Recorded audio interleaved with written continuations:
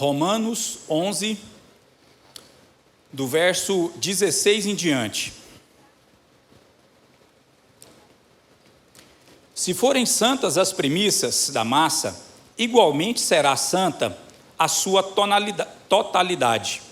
Se for santa a raiz, também os ramos serão. Verso 17. Se, porém, alguns dos ramos foram quebrados, e você, sendo oliveira brava, foi enxertado no meio deles, e se tornou participantes da raiz da seiva da oliveira, não se glorie contra os ramos. Mas se você se gloriar, lembre-se que não é você que sustenta a raiz, mas é a raiz que sustenta você. Então você dirá: alguns ramos foram quebrados para que eu fosse enxertado. Correto. Eles foram quebrados por causa da incredulidade, mas você continua firme mediante a fé. Não fique orgulhoso, mas tema. Se Deus não poupou os ramos naturais, também não poupará você. Considere, pois, a bondade e a severidade de Deus.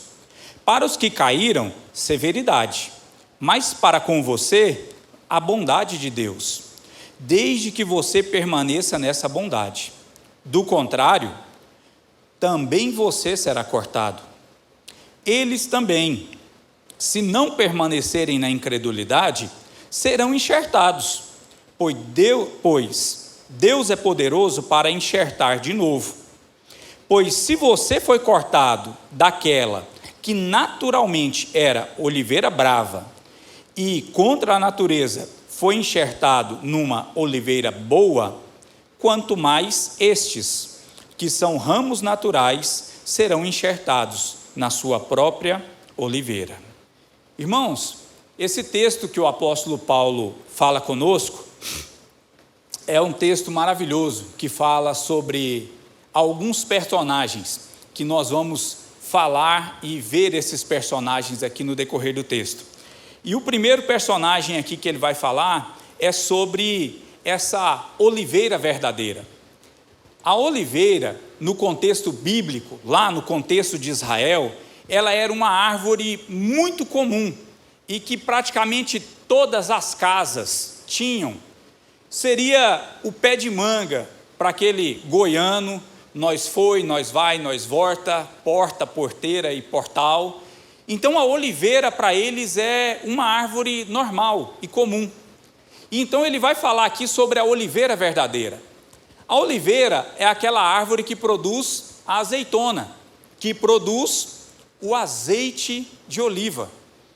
E nós sabemos que o azeite, ainda hoje, um azeite bom, um azeite puro, ele custa muito mais do que o simplesinho óleo de soja, né?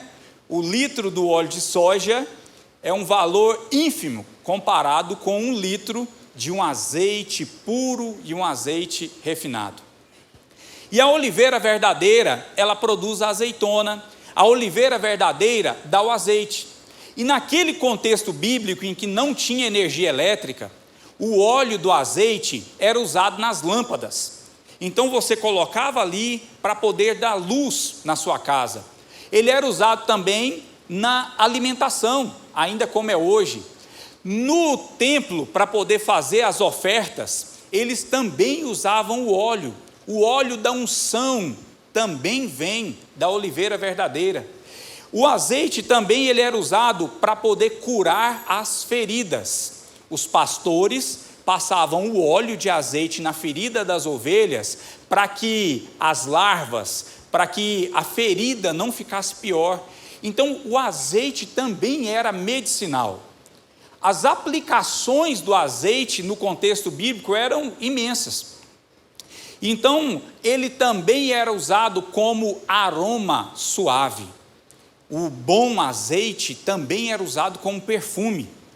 E nós também temos nas histórias bíblicas que o azeite ele era simbolizado como a unção de Deus. Lembra quando Samuel vai até a casa de Jessé para poder ungir o novo rei, o pastorzinho Davi, que está lá no meio do pasto? então ele usava o óleo, feito do azeite da oliveira verdadeira. A casa que tem azeite, tem a bênção. Quem tem o azeite, está na graça. Quem não tem o azeite, está fraco. Está fraco. Você está sem a graça, você está sem luz, você está sem remédio, você está fora da bênção.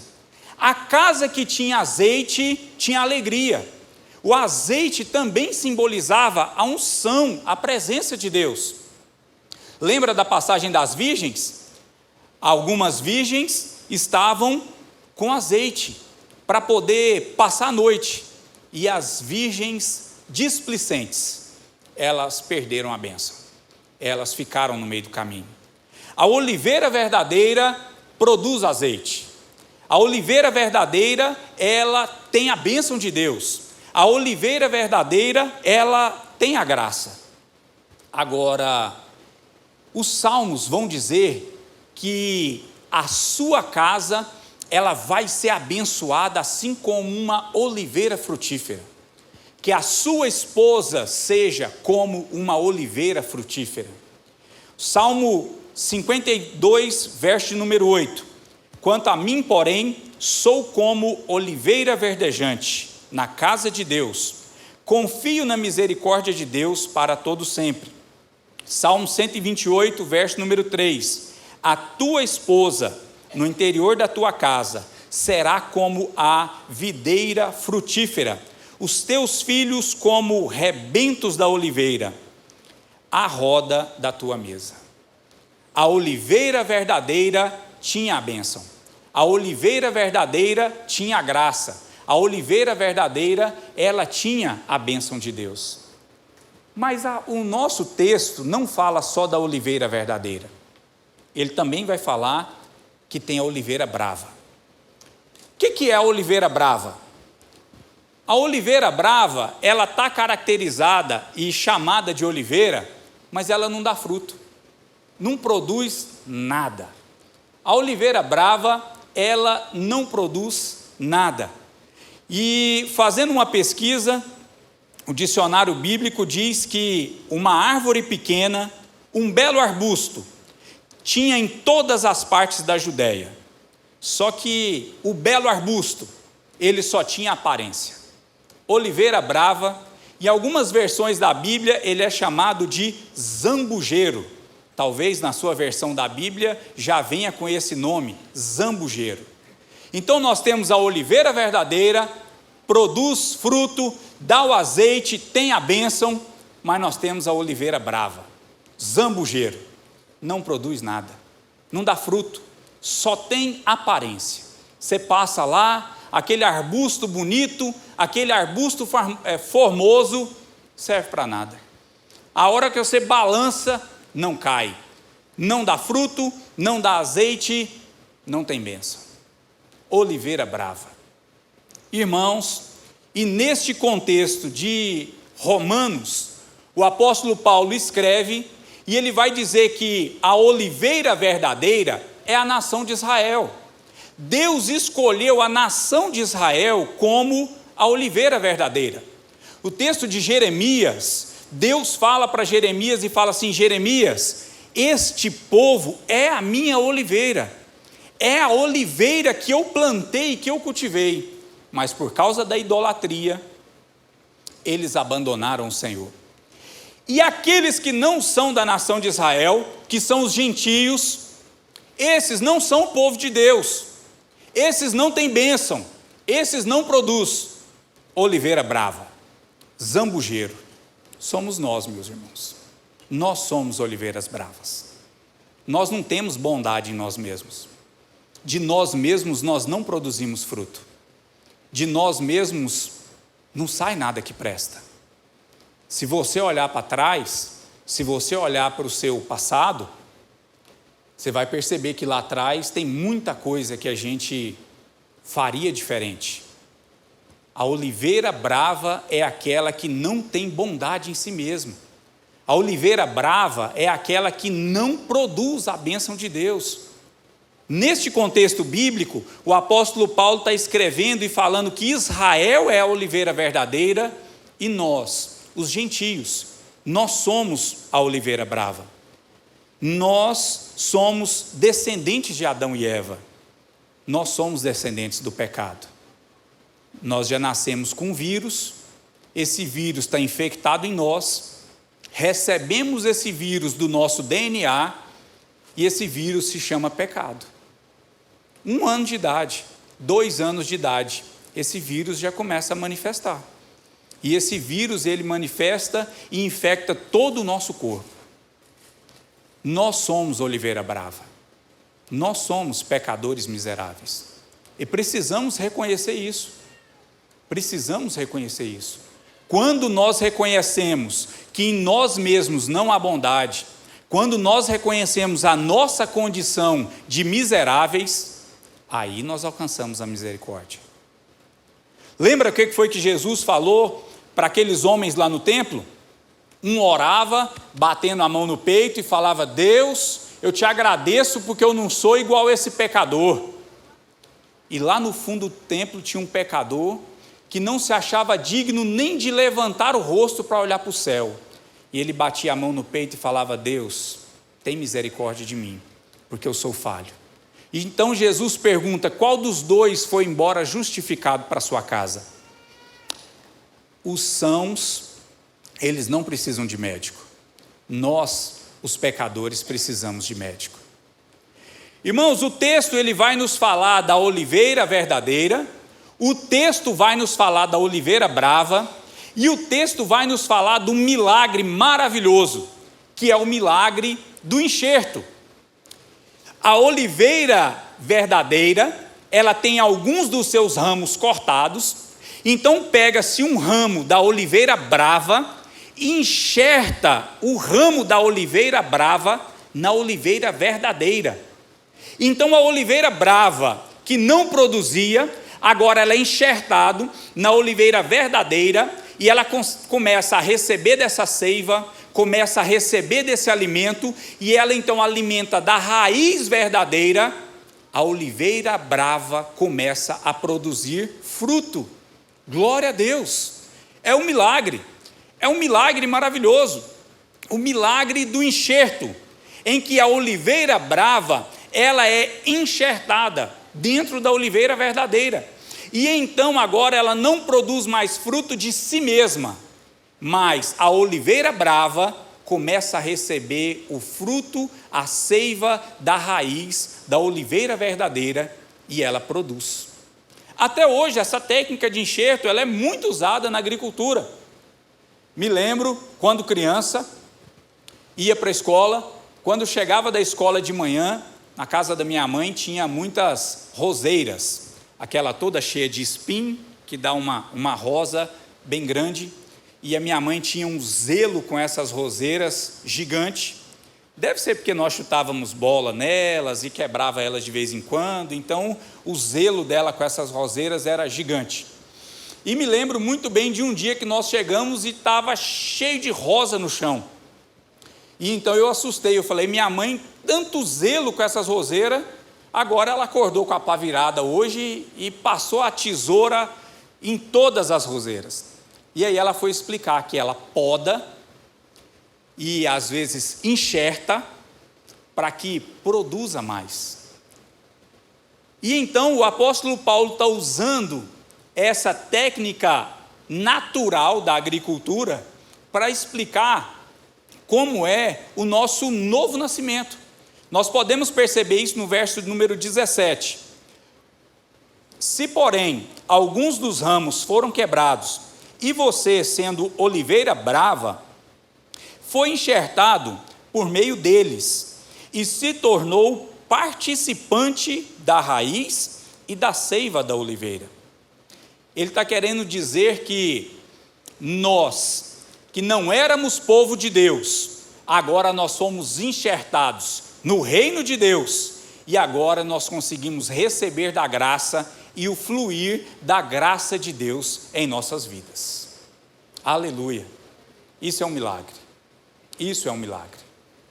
Deus consegue pegar um pecador miserável e enxertar esse pecador miserável no meio do teu reino, e nós recebemos da seiva da oliveira verdadeira. O Espírito Santo de Deus agora flui por meio, através desse pecador, e o pecador começa a produzir fruto. Glória a Deus! É um milagre, irmãos, é um milagre maravilhoso, e eu creio que esse milagre já aconteceu em muitas de nossas vidas. Se porventura você ainda não tem experimentado da graça de Deus fluindo na sua vida, esse é o momento de nós orarmos, de nós pedirmos isso para o Senhor, porque as portas estão abertas, e o Senhor Jesus diz: aquele que pede, recebe, o que busca, acha, e o que bate, a porta será aberta. Hoje nós temos essa oportunidade de pedir isso da parte do Senhor. Senhor, eu quero o teu Espírito Santo fluindo na minha vida.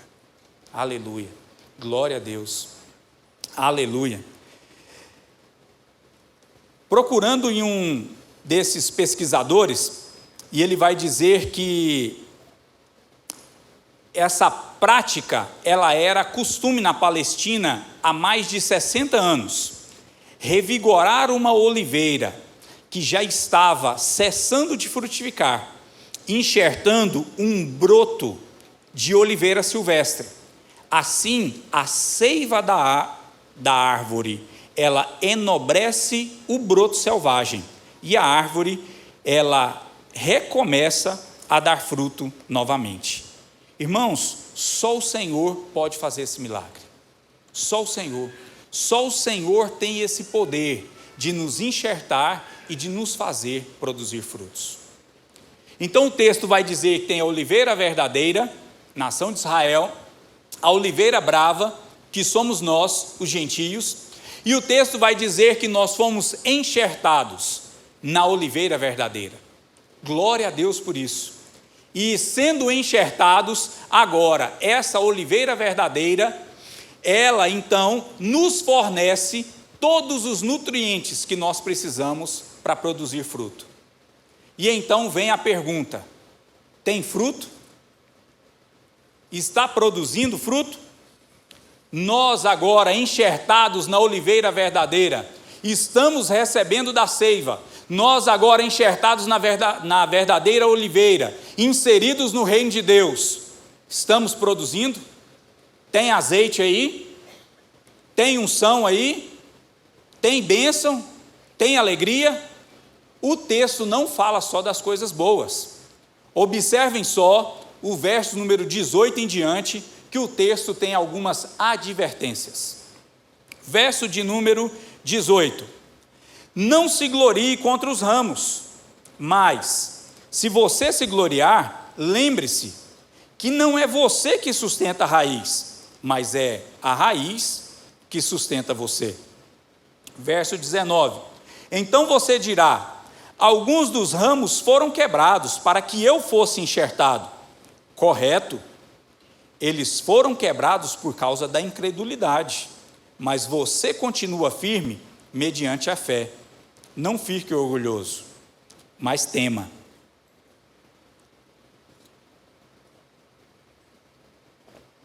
Primeira advertência do texto: nós não temos motivos de sermos orgulhosos. O apóstolo Paulo faz uma séria advertência contra o orgulho na vida do crente, o orgulho na vida do cristão. E esse orgulho, ele tem diversas formas de nos prejudicar. No verso número 18 ele diz: você não tem motivo de se gloriar. Não é você que sustenta a árvore. Pelo contrário, você não sustenta nem você mesmo, porque o que sai de você vem da oliveira verdadeira, e você está de pé por causa da fé. E não tem, então tenha temor, porque nem os ramos verdadeiros foram poupados, quem dirá os ramos do zambujeiro, que não era nada, foi colocado ali pela graça, pela misericórdia.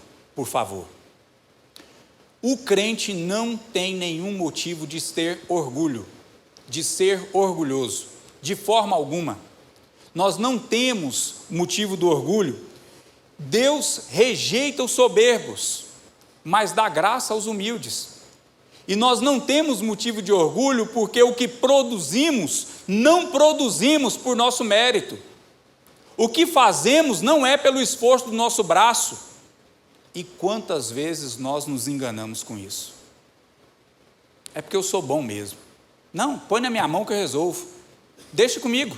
Ah, mas você não falou comigo, ué. Se eu tivesse falado comigo, eu tinha resolvido isso aí para você, ué. Fala comigo, eu é que resolvo. Não, isso aqui é meu.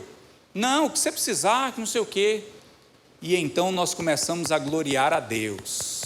Glória a Deus, glória a Deus. O texto nos faz uma grande advertência do orgulho. Hernandes Dias Lopes diz: Paulo, ele nos alerta que os ramos verdadeiros, os judeus, eles foram arrancados pela incredulidade, e os ramos silvestres, os gentios, eles foram enxertados mediante a fé, sem mérito algum. Por isso, não há espaço para soberba, mas motivos para temor. O temor de Deus. F.F. Bruce diz que os cristãos gentios não devem se render à tentação de desdenhar dos judeus. Não fosse a graça de Deus que os enxertou na videira e os fez co-cidadãos dos santos, eles teriam permanecido para sempre, sem vida e sem frutos. Meus irmãos, a primeira advertência do texto é sobre o orgulho do crente, porque os próprios ramos verdadeiros foram cortados. Os ramos da oliveira brava também podem ser. Tem um segundo alerta, uma segunda advertência, que está no verso de número 20. Correto, eles foram quebrados por causa da incredulidade, mas você continua firme mediante a fé. Porque Deus não poupou os ramos naturais, também não poupará você. O segundo alerta, a segunda advertência que eu posso perceber nesse texto é em relação a permanecer firme na fé. A palavra fé aqui, ela vem da mesma raiz de fidelidade, confiança. Você deve permanecer firme na fé, na confiança do Senhor. Foi isso que os judeus perderam lá no passado. Os judeus trocaram o Deus verdadeiro por deuses falsos. A adoração ao Deus verdadeiro pela outras adorações a outros deuses. Estudamos bastante isso aqui, juntamente com o livro de Jeremias. Como Jeremias profetizou para aquele povo e a nação de Israel foi levada cativa à Babilônia por causa da idolatria. O juízo de Deus veio sobre o povo de Israel. E então o apóstolo Paulo traz uma advertência: permaneça firme na fé. Permaneça firme no Senhor. A fé, ela é um dom de Deus. A fé vem de Deus, vem da seiva, vem da raiz da oliveira verdadeira. Mas nós, como ramos, podemos produzir o fruto ou nós podemos amarrar o fruto. Cabe a nós produzirmos e frutificar essa fé. Fidelidade, irmãos. Ser fiel nas mínimas coisas, ser fiel na oração, ser fiel no devocional, ser fiel nas mínimas coisas. Deus nos vê o tempo todo. Glória a Deus por isso. Glória a Deus por isso. Talvez alguns podem pensar isso como juízo. Nossa, Deus me vê o tempo todo. Glória a Deus por isso. Porque Deus não nos vê apenas quando nós estamos na vitrine, quando nós estamos com o microfone na mão, quando nós estamos na frente das luzes. Deus nos vê o tempo todo. Todas as nossas boas ações, elas estão sendo contadas, como as esmolas ali no céu. Todas Deus está vendo. tudo que nós fazemos. Então, há um alerta no texto em relação à fé, continuarmos firmes na fé, continuarmos firmes com o Senhor Jesus. E como isso tem se tornado difícil nos nossos últimos dias.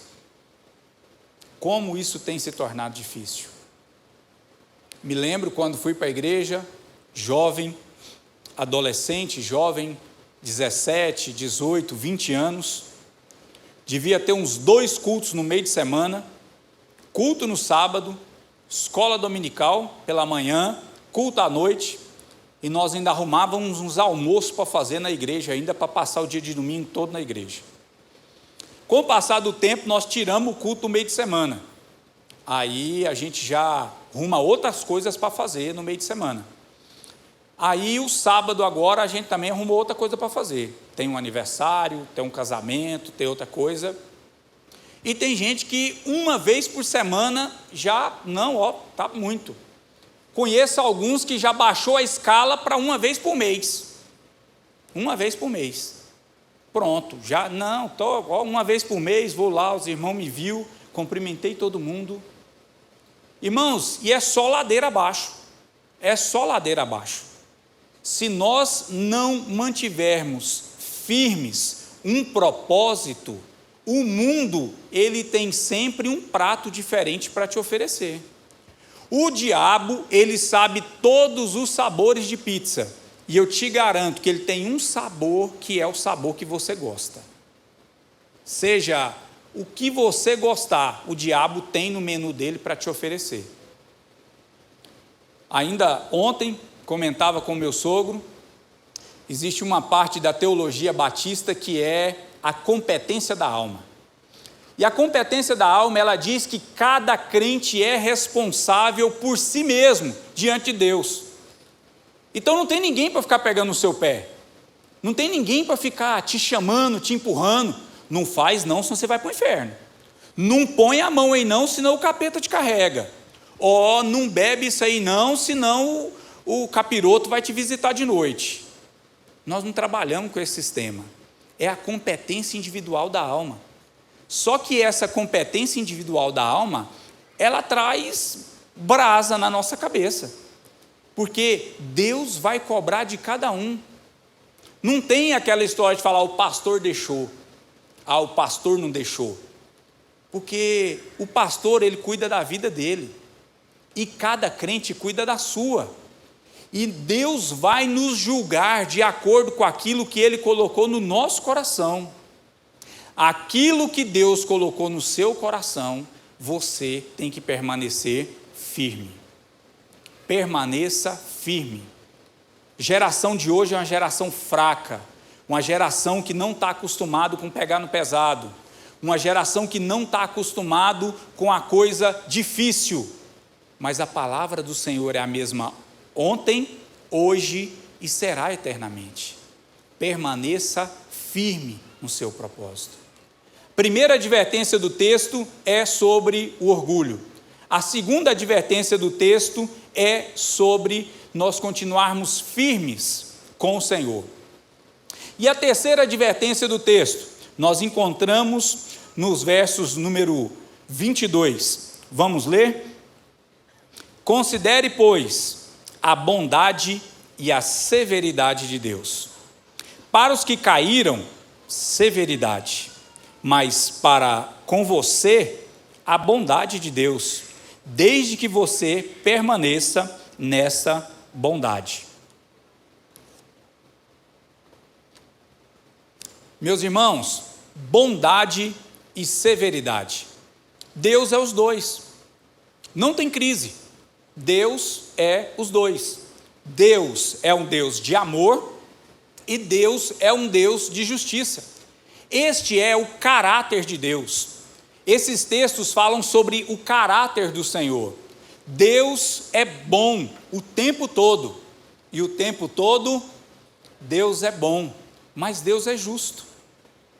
Deus não é aquele que apenas passa a mão na cabeça, mas Deus também não é aquele monstro que às vezes é pintado por alguns. Então eu faço uma pergunta: O pai que corrige o seu filho, ele é um pai bom ou ele é um pai ruim? Imagina aí o que é o corrigir, tá? Imagina aí, lá em casa nós temos nossos métodos.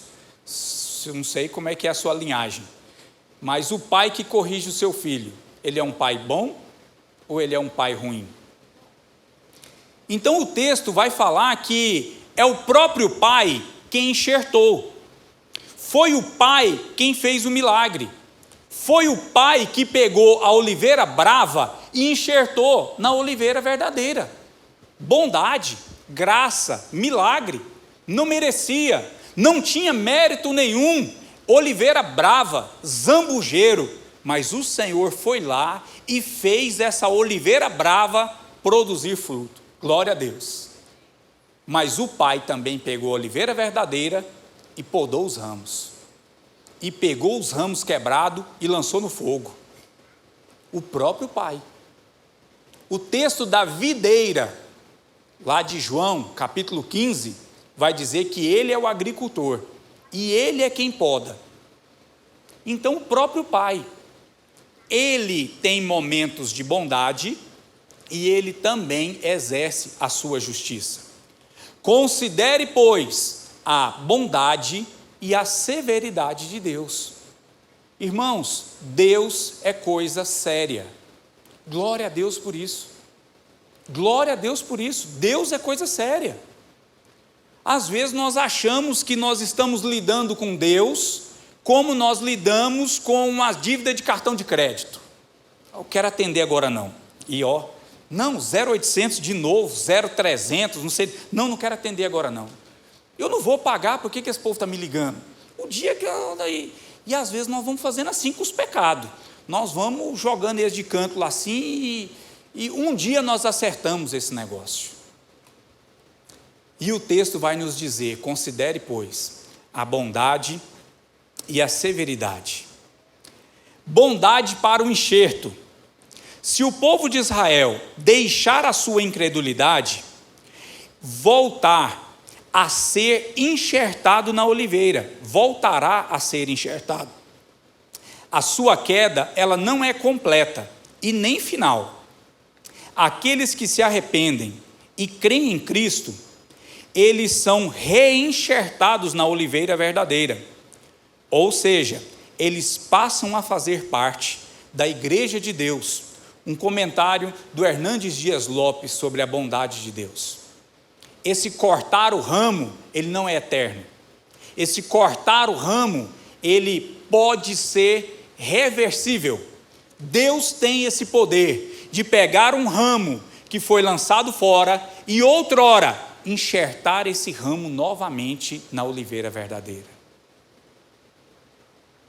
Quando nós nos afastamos dos caminhos do Senhor, Deus tem esse poder.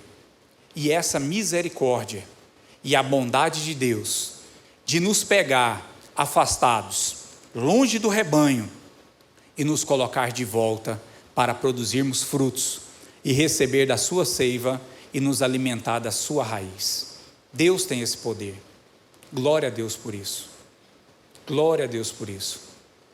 Quantas vezes, irmãos, ficamos igual Jonas, com raiva de Deus, crente, às vezes profeta, fugindo de Deus. Vem a tempestade e nós não queremos orar. Os outros começam a desesperar, jogar as coisas no mar e nós vamos para o porão do navio. Estou fugindo de Deus. Deita e tampa a cabeça. Não, eu não vou orar. Deus tem um coração mole. Se eu orar, Deus vai me converter. Então eu não quero nem orar. Se eu orar, Deus me converte. E Deus, na sua infinita graça e misericórdia, vem cá, rapaz, larga de ser emburrão, né? Linguagem de goiano, larga de ser emburrão, vem cá. E Deus passa a mão na nossa cabeça, e Deus mostra a bondade, e Deus mostra a graça, e Deus alegra o nosso coração de novo. Glória a Deus. Deus é bom. Deus é um Deus de bondade. E Deus também é um Deus severo. Martyn Lloyd-Jones diz: muito bem, eis a minha palavra final. Nunca se esqueça de Romanos 11, 22. É o melhor conselho que eu posso te dar. O que significa isso? Significa que temos necessidade de nos examinarmos constantemente. Aquele, pois, que cuida estar de pé, cuida para que não caia.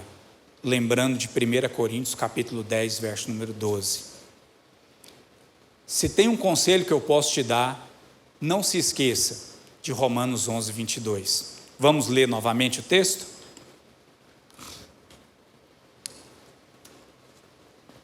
Considere, pois, a bondade e severidade de Deus. Para os que caíram, severidade, mas para você, a bondade, desde que você permaneça nessa bondade. Pelo contrário, também você será cortado. E eu queria terminar lendo com os irmãos do verso 33 em diante, que é uma passagem, uma passagem bíblica que eu mais gosto. Versos 33 em diante do mesmo capítulo 11. Ó profundidade da riqueza, tanto da sabedoria como do conhecimento de Deus. Quão inexplicáveis são os teus juízos, quão insondáveis são os teus caminhos. Pois quem conheceu a mente do Senhor? Quem foi o seu conselheiro? Ou quem primeiro deu alguma coisa a Deus para que lhe seja restituído? Porque dele, por meio dele e para ele são todas as coisas. A ele seja a glória para sempre. Senhor, nós te damos graça, Pai, essa manhã. Senhor, nós te louvamos, ó Pai, porque o Senhor é bom. Ó Senhor, o que seria da minha vida, meu Deus, se o Senhor não tivesse me enxertado, ó Pai, no maravilhoso reino do Filho do teu amor. Senhor, o Senhor me tirou, meu Deus, do lamaçal das trevas. O Senhor me tirou, meu Pai, do lamaçal de pecado. Senhor, o Senhor me lavou, me limpou. O Senhor me firmou os pés sobre a rocha. Ó, meu Deus, o Senhor me deu vestes limpas, ó Pai. O Senhor colocou um novo cântico, meu Deus, nos meus lábios, ó Pai. O que darei ao Senhor, ó Deus, por todos os teus benefícios para comigo, Senhor. Aonde eu estaria hoje, Senhor Jesus, se o Senhor não tivesse me enxertado, ó Pai, no teu reino, Deus querido. Louvado seja o teu nome. Exaltado seja o teu nome, ó Pai, pela vida de cada um dos meus irmãos que estão aqui essa manhã, meu Deus. Ó Senhor, o Senhor é um Deus de milagre. O Senhor tem poder, ó Pai, para pegar nós, Senhor, oliveiras bravas, ó Pai, e enxertar, ó Deus, no teu reino, ó Pai, para que venhamos a produzir, ó Deus. Louvado seja o teu nome. Tira de nós, meu Deus, todo orgulho. Tira de nós, ó Pai querido, ó Senhor, a falta de fé. Dá-nos uma fé, meu Deus, uma firmeza, uma constância que vem do Senhor, ó Pai. Aquele que está fraco, aquele, ó meu Deus, que, ó meu Pai, se encontra, Senhor, ó meu Deus, distante dos teus caminhos. O Senhor é poderoso essa manhã, meu Deus, para ministrar a tua graça, o teu amor no seu coração. O Senhor é poderoso para enxertar de volta e fazer fluir do teu Espírito Santo, Pai. Aleluia. Ó Senhor, que o Senhor nos dê, ó Pai, a fé que necessitamos para completar a nossa carreira. Que esse ano, meu Deus, seja um ano de trabalho. Que esse ano, meu Deus, seja um ano de bênção nas nossas vidas. E que seja um ano que venhamos crescer no Senhor. Crescer na fé e no conhecimento, até a estatura do varão perfeito. O Senhor quer, meu Deus, que nós sejamos igual ao Senhor Jesus. Nos ajuda, Senhor, a crescermos na estatura do varão perfeito. Ó Pai, te damos graça essa manhã, Senhor, porque dele, por meio dele e para ele são todas as coisas. Amém. Glória a Deus. Aleluia. Louvado seja o nome do Senhor.